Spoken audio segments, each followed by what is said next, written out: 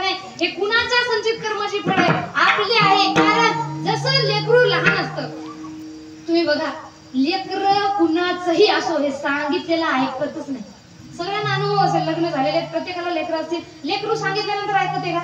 त्याला तुम्ही म्हणा बरं ए तिकडे जाऊ नको, तू जाणून बुजून तिकडे जाईल, त्या लेकरं सांगितलेलं ऐकत नाही. लेकरं हे अनुकरण प्रिय असतात. म्हणजे काय, जसं आपण वागतो तशा प्रकारे वागण्याचा प्रयत्न करतात. तुम्ही सकाळी बघा एखादा व्यक्ती जर कुणाच्या पाया पडत असेल ना, ती लेकरू जाते त्याच्या पाया पडते का?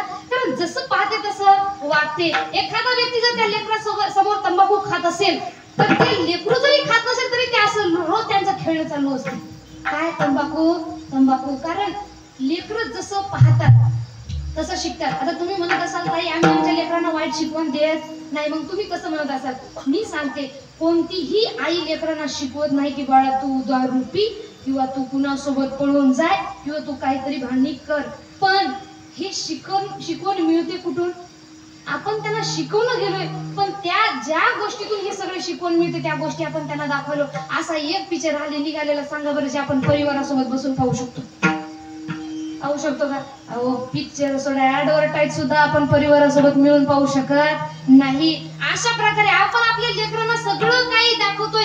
कीर्तनामध्ये आणत नाही, पण नाच गाणं पाहण्यासाठी इथून गावाच्या बाहेर घेऊन जातो आणि आपली लेकरं तशीच शिकतात. आणि मग म्हणतो हे असं काय झालं. मग तुम्हाला जर लेकरं चांगली पाहिजे असतील तर लेकरांना संस्कार सुद्धा आपल्याला चांगले द्यावे लागतात. विठाल आपल्या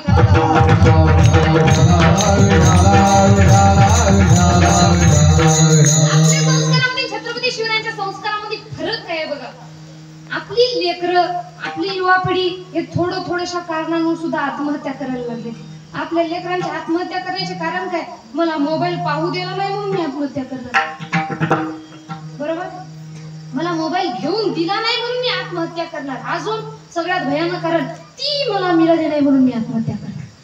सगळ्यात महत्वाचं आणि मोठं कारण की ती मला मिळाली नाही म्हणून मी आत्महत्या करणार. अहो आपल्या लेकरं असं वागतात याचं कारण तुम्हाला सांगते बघा.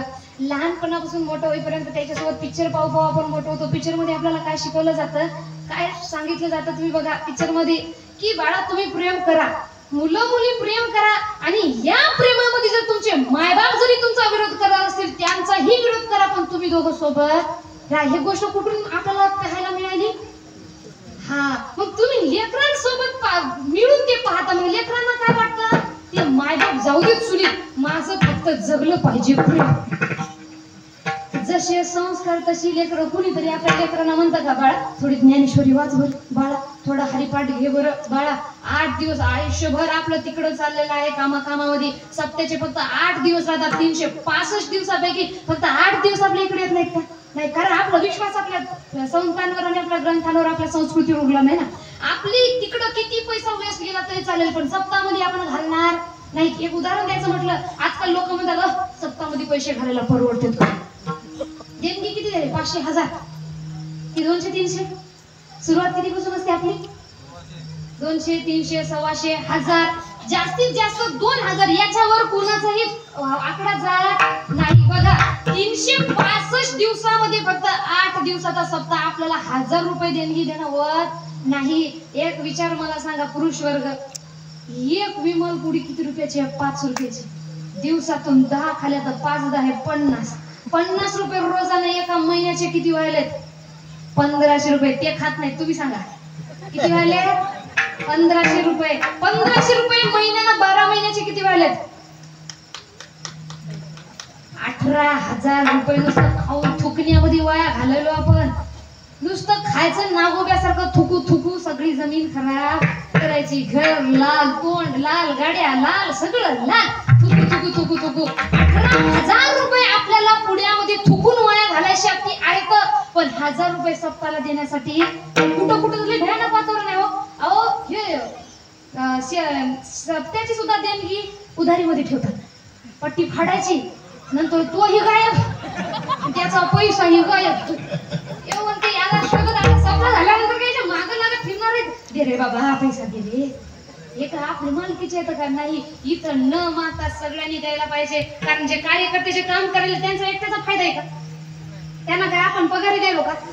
नाही, काहीही त्यांना देत नाही. म्हणून सर्व महिला वर्ग सुद्धा प्रत्येक ठिकाणी महिला वर्गच पुढे आहे आणि नाना सांगत होते महिला वर्गांचा फार साथ सुद्धा आपल्याला आहे, म्हणून सर्व महिला वर्गांसाठी जोरदार टाळ्या वाजवा. आणि तुम्हाला सांगते माता मौलांनो, त्यांची व्यसन सोडवण्याची ताकद आणि पुढची चांगली पिढी घडवण्याची ताकद सुद्धा तुमच्यामध्येच आहे. कारण मग कसं छत्रपती शिवराय घडतात पण आधी माँसाहेब जिजाऊ सुद्धा घडणं महत्वाचं आहे. पण आजकाल आपल्या जिजाऊंच्या मागे कोणतं जास्त घराणं लागलंय ते बाकी मरू द्या तिकडे, मी चांगली दिसली पाहिजे. हे सगळ्यांच्या मागे इतकंच ते काय म्हणतात ना, संत सांगावं काय भुललासी वरली रंगा सोडोंगा परी रसनो डोंगा. अहो या वरच्या रंगाला भुलू नका, एक दिवस हे जाणार आहे. तुम्ही बघा 20 वर्षामध्ये जे टवटवीत चेहरे दिसतात, जे चांगले दिसतात, त्याला 50व्या वर्षी पाहायचं ते कसं दिसतं का नाही, म्हणजे हे जाणार आहे का. ज्याने उत्तर द्या पाहिजे ते चुप आहे. असं त्याने सोन्याच्या पाटल्या आपल्या पत्नीला गिफ्ट मध्ये दिल्या आणि झोपले. सकाळी उठले, दात घासत होतं, तेवढ्यामध्ये एक रुमाल पांघरून तोंडाला बांधून थोडस एक महिला त्याला झाडताना दिसली. त्याला वाटलं माझी आई किती चांगली, मी रात्री सांगितलं आहे मोलकरीण लाव आणि आज मोलकरीण हजर झाली. तिनं तोंड सोडलं आणि झाडून काढली. रुमाल जसं तोंड सुटलं त्याला हात दिसला आणि हातामध्ये त्या रात्रीच्या त्यांच्या बायकोला दिलेल्या बांगड्या. याला वाटलं ही मोलकरीण चोरटी आहे, हिनं आपल्या बायकोच्या बांगड्या चोरल्या. तो तिच्याकडे गेला, तिला पकडलं, इकडून एक गालात तिकडून एक गालात मारली आणि आईला म्हणू लागला आई लवकर ये. आई आली आणि म्हणाला अरे लेकराला का मारायलास तू. आता हा म्हणाला आई कायच लेकरू हे मोलकरीण बघ माझ्या बायकोच्या बांगड्या चोरून नेते. आता आई म्हणाली बाबा ती मोलकरीण नाही तीच तुझी बायको आहे. आता तो म्हणाला नाही ग आई, लग्नामध्ये फार सुंदर दिसली होती, मी स्वतः पाहिलं. आई म्हणाली बाळा कालचा कमाल पार्लर वालीचा होता, हा तुझा नाही. पण एवढाही मेकअप करू नका की आपल्या नवऱ्याच आपल्याला ओळखणार नाही. तोंड धुतल्यानंतर मला लग्न दुसरी सोबत केलं हे कोणाला.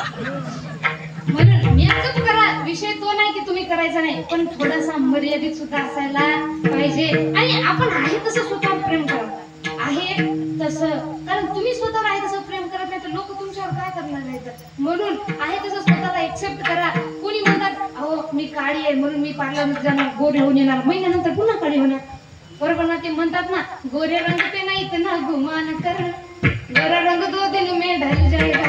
हे गोऱ्या रंगावर उडणार एवढं उडू नाही, हा सुद्धा 2 दिवसाचा आपला मेहमान आहे, याच्यानंतर हे सुद्धा जाणार आहे. म्हणून संत म्हणतात काळे भुललासी वरली रंगा सोडोंगा परी रसनो डोंगा. या वरच्या रंगाला भुलू नका. म्हणून महिलांनो तुम्हाला माझी माता मौलांनो विनंती आहे, वरच्या रंगाला एवढं महत्व देण्यापेक्षा आपल्या लेकरांच्या कर्तृत्वाला लक्ष द्या. आणि म्हणतात ना आपल्या मुलीच्या हातात सुंदर बांगड्या देण्यापेक्षा सुंदर बांगड्या दिल्यानंतर तिचा फक्त हात सुंदर देईल, म्हणून सुंदर बांगड्या देण्यापेक्षा सुंदर पुस्तक तिच्या हातात द्या, तिचं सगळं व्यक्तिमत्व सुद्धा सुंदर झालं. म्हणून आधी लेकरांचं कर्तृत्व घडवा आणि नंतर त्यांना.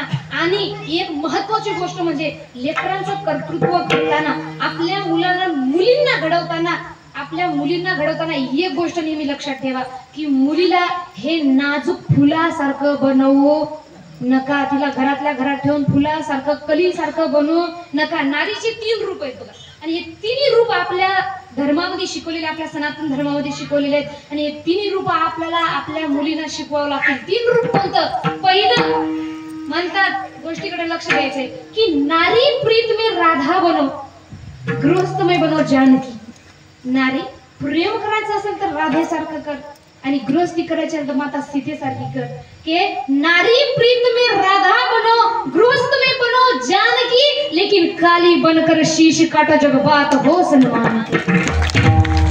जेव्हा स्वतःच्या सन्मानाची गोष्ट असेल ना तेव्हा तलवार घेऊन कुणाचा शीश काटायला सुद्धा मागं पुढं पाहायचं नाही. आत्मरक्षा हे आपण आपल्या मुलींना शिकवायला पाहिजे. आपल्या मुली काही चूल आणि मूल सांभाळण्यासाठी जन्माला आलेल्या नाही. म्हणून आपण मुलींना म्हणतोय की बाई तुला पुरुषाच्या कांद्याला लावून चालायचं आहे. पण एक गलीतलं पोरगा बोललं तरी सुद्धा आपली पोरगी घरात येऊन रडते, मला तो असा म्हटला. म्हणून म्हणतात आपल्या मुलीला चंद्रासारखं बनवू नका. कुणी यावं म्हणावं you are so beautiful, so elegant, just looking like a